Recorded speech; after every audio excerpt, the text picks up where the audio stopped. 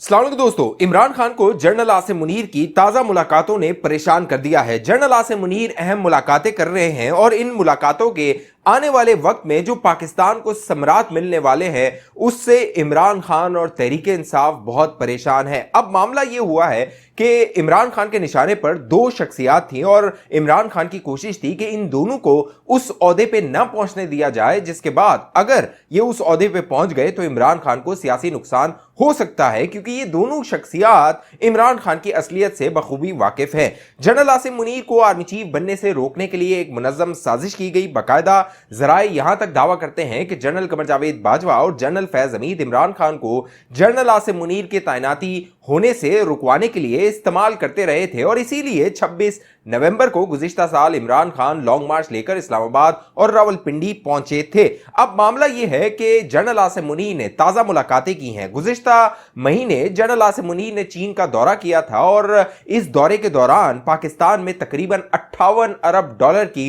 सरमायाकारी के हवाले से गुफ्तगू हुई थी। बाकायदा मुआहिदों की बातें हुई थी और पाकिस्तान में जो मशरिक से मगरिब तक सड़क है उसको रेल के जरिए जोड़ने का एक पूरा मंसूबा था चाइना का, जो कि आने वाले दिनों में उस पर काम हो सकता है। इस दौरे के दौरान जो जनरल आसिम मुनीर ने चाइना का किया, उन्होंने वहां पर न सिर्फ अहम मुलाकातें की बल्कि वहां पर तकरीर भी की। और जब जनरल आसिम मुनीर की वो तकरीर सोशल मीडिया पर आई तो तहरीक इंसाफ की जानिब से जनरल आसिम मुनीर को निशाना बनाते हुए उनका न सिर्फ मजाक उड़ाया गया बल्कि पूरी एक मुनज़्ज़म कैंपेन चलाई गई कि किस तरह जनरल आसिम मुनीर की अंग्रेजी कमजोर है, वो किस तरह की गुफ्तगू कर रहे हैं, उनका लबो लहजा क्या है। हालांकि जो चीन है, चाइना है, चाइनीज है, वो खुद अंग्रेजी से इज्तनाब करते हैं, अंग्रेजी में बात नहीं करते, गुफ्तगू नहीं करते और जो अंग्रेजी है वो पाकिस्तानियों की मादरी जबान भी नहीं है। लेकिन तहरीक इंसाफ को मौका चाहिए था जनरल आसिम मुनीर को निशाना बनाने के लिए। अब मामला यह है कि सिर्फ जनरल आसिम मुनीर तहरीक इंसाफ और इमरान खान का निशाना नहीं है, बल्कि अवामी मफाद जो है वो तहरीक इंसाफ और इमरान खान के निशाने पर है, क्योंकि अगर ये 58 अरब डॉलर की सरमायाकारी पाकिस्तान आ जाती है तो इसका सबसे ज्यादा जो सियासी नुकसान होगा वो इमरान खान को होगा। अब मामला यह है कि 2014 में अगर आपको याद हो, चीनी सदर ने पाकिस्तान का दौरा करना था और इमरान खान एक धरना लेकर इस्लामाबाद पर कब्जा किए बैठा था और इमरान खान का कहना था कि चीनी सदर तो पाकिस्तान आ ही नहीं रहा था। हालांकि बाद में इस बात की तस्दीक हुई कि चीनी सदर ने पाकिस्तान आना था और वो दौरा मुलतवी हो गया और वो जो चाइना पाकिस्तान इकोनॉमिक कॉरिडोर जिसकी बुनियाद 2014 में रखी जानी थी वो 2015 और 16 में शुरू हुआ और पाकिस्तान में तकरीबन 60 अरब डॉलर की सरमायाकारी आई। अब मामला यह है कि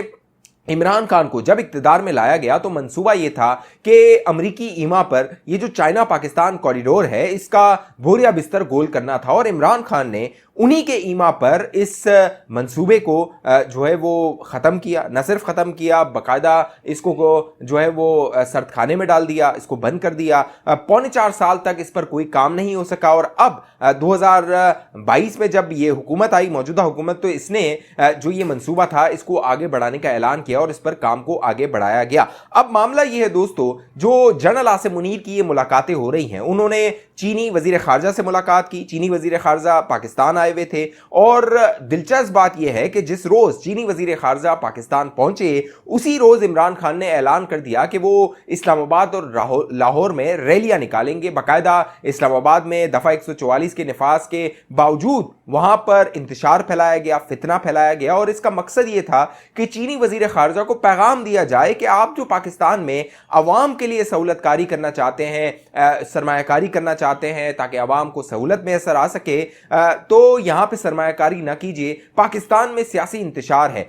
और यही सियासी इंतशार उस वजीर खारजा को दिखाते हुए इमरान खान ने सड़कों को गर्म किया, वहां पर अपने कारकुनान को जलील और रुसवा किया और फिर नौबत यह आ गई कि चीनी वजीर खारजा को अपनी तकरीर में, प्रेस कॉन्फ्रेंस में यह कहना पड़ा कि जो पाकिस्तान की सियासी जमातें हैं उन्हें अपने सियासी मसाइल को हल करना होगा। अब मामला यह है दोस्तों, ये जो इमरान नियाजी जो कुछ कर रहा है ये पूरा एक ग्रेटर प्लान है। ये कोई छोटी मोटी हुकूमत लेने की, इक्तदार में आने की सिर्फ बात नहीं है, एक पूरी मंसूबाबंदी है, मुनज़्ज़म मंसूबाबंदी है जिसके तहत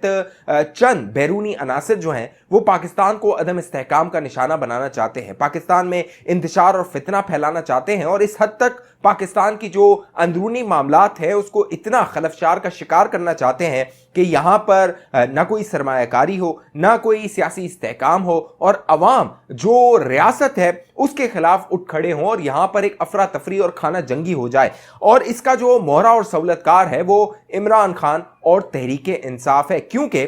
इस बात से आपको समझ आ जानी चाहिए ये सारी कहानी कि वही इमरान खान जो अप्रैल 2022 में अमेरिका पर अपनी हुकूमत गिराने के साजिश का इल्ज़ाम लगाता था, अब जमान पार्क में उन्हीं अमरीकियों से मुलाकातें करता है, उनके सेनेटर्स को पैगामात भिजवाता है, उनसे कॉल पर बात करता है, अपने हक में उनसे बयानात दिलवाता है। तो इससे आपको समझ आ जानी चाहिए कि इमरान नियाजी और तहरीक इंसाफ का असल मकसद क्या है। नाम ये कानून का, इंसाफ का, रियासत का, आइन का, अवाम का, जो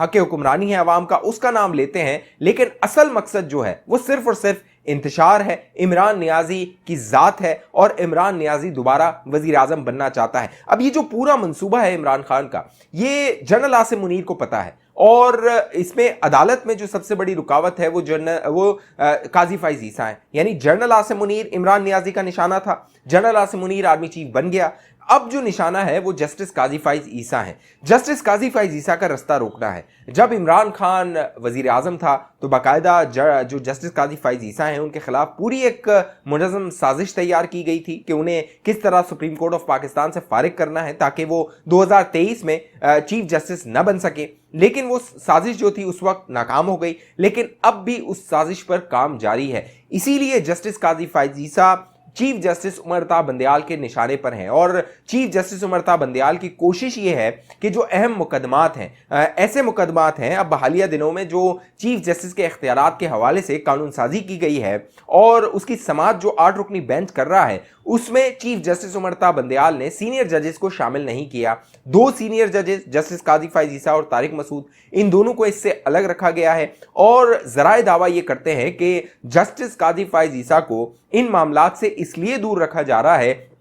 कि चीफ जस्टिस उमर ता बंदयाल को खदशा है कि जस्टिस काजी फाइज ईसा कोई ऐसा फैसला दे सकते हैं, यानी अगर उन्हें कोई भी अहम मामला दिया जाता है तो अपने हुक्मनामे में, अपने फैसले में तहरीर कर सकते हैं जो सुप्रीम कोर्ट ऑफ पाकिस्तान जो 184(3) के तहत जो मुकदमात की जेर समात है सो मोटो नोटिस लेने के हवाले से उस पर अपनी राय दे सकते हैं। और अगर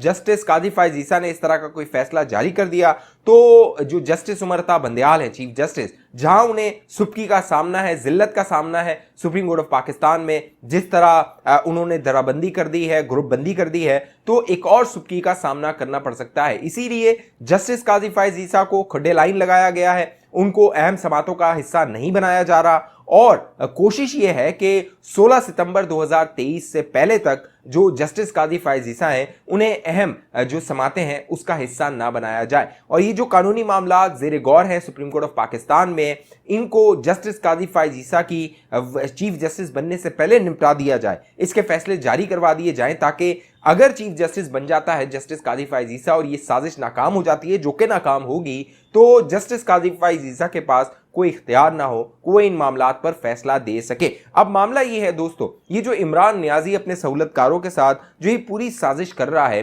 तहरीक इंसाफ के अंदर कई लोग इस साजिश से न सिर्फ वाकिफ हैं बल्कि अब वो तहरीक इंसाफ को छोड़ने की मंसूबाबंदी कर रहे हैं। इस हवाले से जो परवेज खटक है उनके बारे में यह दावा किया जा रहा है कि परवेज खटक तहरीक इंसाफ से उड़ने की प्लानिंग कर रहे हैं, मंसूबाबंदी कर रहे हैं और बाकायदा जो दीगर सियासी जमातें हैं उनसे परवेज खटक के राब्ते भी शुरू हो गए हैं। अब तहरीक इंसाफ के जराए ये बताते हैं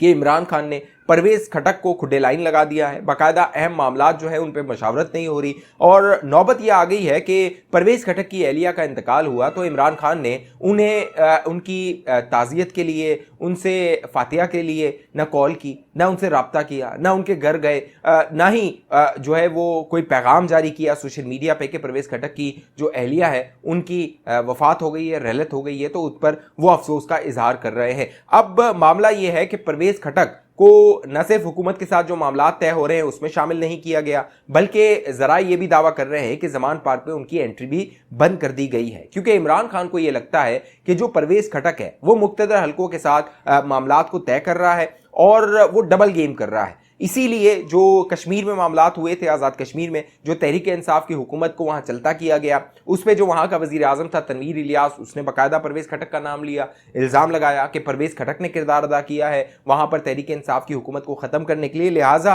अब इमरान खान को ये लगता है कि परवेज़ खटक डबल गेम कर रहा है और परवेज़ खटक पर एतमाद नहीं किया जा सकता। इसीलिए अब परवेज़ खटक के बारे में ज़राए दावा कर रहे हैं कि वो एक तो पीपल्स पार्टी से राब्ते में है, एक उसका जो भाई चला गया था जमीयत उलमा इस्लाम में, वहाँ भी उसके मामलात तय हो रहे हैं। लेकिन ज़राए दावा करते हैं कि पीपल्स पार्टी वो जगह है जहाँ परवेज़ खटक जा सकता है, क्योंकि अब परवेज़ खटक को वाज़ेह ये नज़र आ रहा है कि इस्टेब्लिशमेंट के साथ जो अब लड़ाई शुरू हो गई है और अब वो जो मंतकी अंजाम तक पहुँच रही है, अब उसका कह लीजिए कि मामलात को तय करना और सुलझाने की जो नौबत है या कैफियत है वो अब आती हुई नजर नहीं आ रही है। इस हवाले से जो भी सियासी मामलात होंगे मैं आप दोस्तों को बताता रहूंगा। अभी तक ये चैनल आपने सब्सक्राइब नहीं किया, जरूर सब्सक्राइब कीजिए। सियासी मामलात में अगर दिलचस्पी रखते हैं, साथ घंटी का निशान है उसको लाजमी दबा दीजिए। फेसबुक पे देखने वाले दोस्त हमारे पेज को लाइक कीजिए, फॉलो कीजिए, इस वीडियो को लाइक कर दीजिए। अगली वीडियो तक मुझे इजाजत दीजिए, अपना ख्याल रखिएगा। पाकिस्तान जिंदाबाद।